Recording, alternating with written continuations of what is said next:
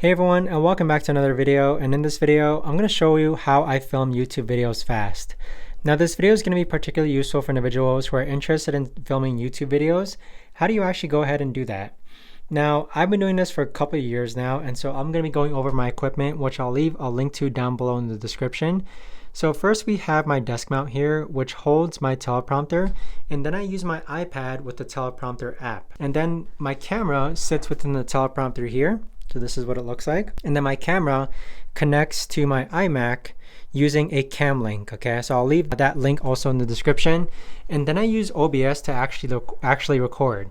So with OBS, I also have my Shure SM7B mic connected to a boom arm. And then it's also connected to my iMac. So I'm recording audio via my Shure SM7B, and I'm also recording video via my camera there. Now the best thing about this setup is that once I record on my camera, it actually records straight onto my computer so that I don't have to take out the SD card. So it just improves efficiency. So that right there is how I film YouTube videos rather fast. And if you guys have any questions, let me know in the comments down below. And again, I'll leave links to all my items here down below in the description. So thanks for watching.